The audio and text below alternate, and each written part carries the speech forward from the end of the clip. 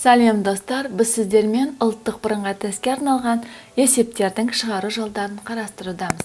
Бізге келесі 19-шы есеп берілсін. Есептің шартында берілген теңістіктің шешімін табуымыз қажет. Берілген теңістіктер жүйесіне назар аударсақ, бірінші теңістігіміз бізде бөлшек түрінде берілген, яғни бөлшек рационал теңістік. Ал екінші теңістігіміз бізде квадрат теңістік. Осы екі теңістіктердің қиылысу аралығы берілген теңістіктер жүйесінің шешімі болады. Олай болса, алдымен бірінші алымындағы берілген бірінші теңістіктің өзін ықшамдап алайық. Ол үшін берілген қайта жазайық. Алымында 5х квадрат минус 16х плюс 3 бөлімінде 2х квадрат қосылған х минус 6. Бұл жерде алымынан да бөлімінен де топтастыруымыз қажет. Топтастырып біз оларды нөлге айналдыратын барлық мәнін таба аламыз. Ол үшін 5х квадратты қалдырамын. Ал минус 16х-ті 2 жай мүшеге жүктесем. Минус 15х және минус х қосылған 3. Ал бөліміндегі 2х квадратты қалдырамыз. Ал х-ті 2 мүшенің айырымы ретінде жазсам, плюс 4х минус 3х минус 6. Енді бұл жердің алыммен 5х квадрат пен 15х-ті бір жақшаға, қалған екі мүшесін екінші жақшаға топтастырамын. Сонда бізде 5х квадрат минус 15х бір жақшаға топтастырамын. Және бізде бар минусты шығарсам, екінші жақшада қалады х минус 3. х минус 3. Ал бөлшектің бөлімінде 2х квадрат қосылған 4х-ті бір жақшаға топтастырамын. 2х квадрат қосылған 4х. Жақшаны жабам, минусты шығарам және екеуінде қалады 3х плюс 6. Енді алымындағы жақшалардан ортақ көбейткішті жақшаның сыртына шығарсам, 5х квадрат минус 15х-те екеуінде ортақ 5х бар. Қалады х минус 3 және минус х минус 3. Ал бөлшектің бөлімінде 2х квадрат плюс 4х-тен ортақ көбейткіш 2х-ті шығарамын. Қалады х қосылған 2. Ал екінші жақшадан мен 3х плюс 6-тан ортақ көбейткіш 3-ті шығарамын. Сонда қалады х плюс 2. Олай болса, алымында ортақ көбейткіш х минус 3 өрнегінің өзі болады. Оны да жақшаның сыртына шығарамын. х минус 3. Ал қалады 5х алынған 1. 5х алынған 1. Бөлшектің бөлімінде х плюс 2 екеуінде де ортақ көбейткіш қылдырып шығарамын. Ал бөлімінде қалады 2х минус 3. 2х минус 3 өрнегі қалады. Сонда берілген теңістікті, мына берілген бөлшек рационал теңістікті мен мына теңістікпен алмастыра аламын. Олай болса, менде жаңа жүйе құрып жазатын болсам, бізде х минус 3 бөлімінде х плюс 2 және алымы көбейтілген 5х минус 1 бөлімінде 2х минус 3. Осы өрнегіміз кіші не тең болу керек 0-ден. Ал екінші х квадрат минус 25, 25 саны 5-тің квадраты болғандықтан, оны мен екі жақшаға жүктей алам. х минус 5 және х плюс 5. Осы өрнектің өзі кіші 0-ден. Жүйеге аламын. Енді осы бірінші рационал бөлшек теңістікте 0-ге айналдыратын барлық мәндерін табатын болсақ, алымында х-тің мәні 3-ке тең болғанда 0-ге тең болады, х-тің мәні 3-ке, және 5х минус 1 0-ге тең болатын сан, ол х тең 5-тен 1. Бөліміндегі тең болмау қажет бөлшектің бөлімі х тең емес минус 2-ге болу қажет, және х тең болмау керек 2-ден 3-ге. Осы мәндерді координаталы түзуге саламыз. Және бөліміндегі 5 пен х минус 5-тен 5 шығады, ал х плюс 5-тен минус 5 шығады. Сонда біз ол координаталық түзуді мұны аралыққа салайық. Бізде бірінші Рационал теңсіздікте 4 бір бар. 4-теуін бір координаталық түзуге саламыз. Және бұл жердегі -2 мен 2-3 аралыққа кірмейді. Себебі олар бөлшектің бөлімінде орналасқан. Орналастырамыз. -2-ні және 2-3-ті. 2-3 ол бізде 1,5.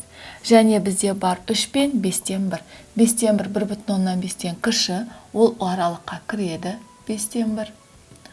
Ал 3 те аралыққа кіреді. Себебі олар бөлшектің алымында орналасқан. Осы 4 мән бір координаталық түзуді 5 аралыққа бөледі. Енді бізге -шексіздік пен -2-нің арасындағы таңбасын анықтау қажет. Бізге берілген теңсіздікте қажет минус аралық қажет. Яғни кішіне тең 0 болғандықтан минус аралық. Ол үшін осы аралықта -шексіздік пен -2 арасында кез келген бір тиісті -3 санын алайық. -3 санын бірінші теңсіздіктің әрқайсысына қойып таңбасын анықтайық.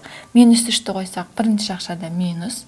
Көбейтсек -3-ті қойсақ -15, -16, таңбасы минус. Бөлінген. -3-ті қойсақ минус. -3-ті қойсақ таңба минус. 4 минус плюсті береді. Яғни -шексіздіктен -2-ге дейінгі таңба плюс. Бізде берілген әрбір көбейткіштердің дәрежесі 1 болғандықтан таңбалар ауысады. Плюстан минусқа, минустан плюсқа, плюстан минусқа, минустан плюсқа. Ал бізге қажет 0-ден кіші аралық, яғни минус аралық болғандықтан біз аралықтың ішінде тек минус аралықты белгілейміз. Сонда бірінші теңсіздіктің шешімі -2-ден 5-тен 1-ге дейін 5-тен 1 аралыққа кіреді. Және 2-ден 3-тен 3-ге дейінгі аралық кіреді. Енді екінші теңсіздікте x-тің мәні x тең болады 5-ге және x тең болады -5-ге. Осыны екінші координаталық түзуге салайық. Бізде бар 5, теңсіздігіміз қатаң, 5 пен -5 аралыққа кірмейді. -5 ол -2-ден кіші, яғни сол жаққа қарай орналасады, ал 5 3-тен үлкен, ол оң жаққа қарай орналасады. Сонда -5 пен 5 координаталық түзуді теңдей 3 аралыққа бөледі. Бұл жерде x квадрат, яғни бірінші мүшесі x квадрат болғандықтан біріншінің таңбасы плюс және минус, екіншісі плюске ауысады. Бізге керек 0-ден кіші, яғни бұл жерде де минус аралық қажет. Бұл теңсіздіктің шешімі -5-тен 5-ге дейін. Ал бізде берілген теңсіздіктер жүйесі болғандықтан осы екі аралықта да қиылысатын аралық, ол бізде бірінші теңсіздіктің шешімі болады. -2-ден 5-тен 1-ге дейін, 5-тен 1 аралыққа кіреді. Және 2-ден 3-тен 3-ге дейін. Осы аралық берілген теңсіздіктер жүйесінің шешімі болып табылады. Екеуінде де штрихпен көрсетілген. Шешімін жазатын болсақ, шешімі -2 аралыққа кірмейді. -2-ден, мұны аралықты бөліп көрсетейін. -2-ден 5-тен 1-ге дейін, 5-тен 1 аралыққа кіреді. 1-ге де 2-ден 3 аралыққа кірмейді, жай жақша. 2-ден 3-тен 3-ге дейін 3 аралыққа кіреді. Бұл бізде бір ғана шешімі, немесе бірнеше шешімі бар болса, жауабын тағы мына күйде беруге болады. -2-ден 0,2-ге дейін, яғни 5-тен 1-ді ондық бөлшекке айналдырсақ, 1-ге де, ал 2-ден 3-ді ондық бөлшекке айналдырсақ, 1,5-тен 3-ге дейін. Бұл бізде 19-шы есептің шешімі. Келесі 20-шы есепке қарастырсақ, бізге берілген, кубтың диагоналыны ұзындығы 2 түбірасты 3-ге тең, табу керек кубтың көлемін. Олай болса, кубтың қырлары барлық қыры тең, яғни қырлары А, ұзындығы да, ені де биіктігі А-ға тең. Олай болса, кубтың көлемі А-ның кубына тең. Ал бізде диагоналі, ол кубтың диагоналі 2 түбірасты 3-ге тең. Бізге табу керек, осы диагональ арқылы кубтың қабырғасының ұзындығын тауып барып көлемін есептейміз. Ол үшін табандағы мына нүктені қосатын болсақ, бізде тік бұрышты үшбұрыш пайда болады. Ал табан жазықтығындағы квадраттың диагоналін табатын болсақ, біз табан жазықтығында мынандай тік төртбұрыш шаршы бар. барлық қабырғасы А. Ал оның диагоналі бізде қаншаға тең?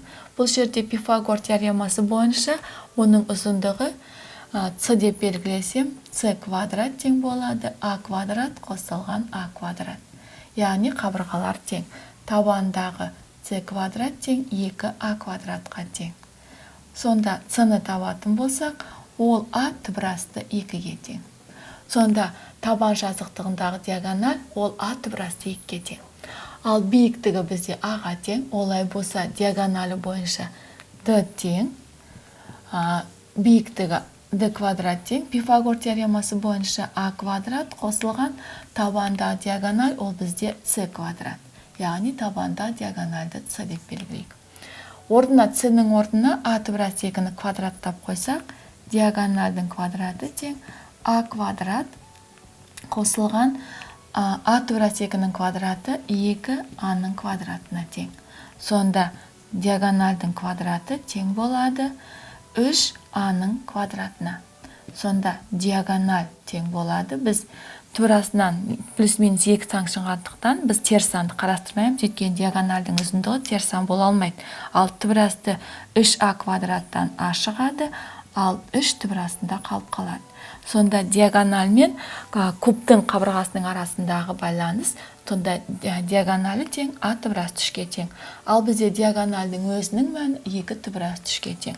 Орнына қоятын болсақ, 2 түбірасты 3 тең болады А түбірасты 3-ке. Бұдан А-ның мәні 2-ге тең екенін көруге болады.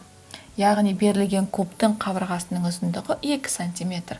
Ал көлемін табатын болсақ, 2-ның кубы тең болады 8-ге. Олай болса, берілген есептегі кубтың көлемі 8 см кубқа тең. Біз сіздермен қарастырдық ұлттық бірыңғай тестке есептердің шығару жолдарын. Келесі кездескенше сау болыңдар.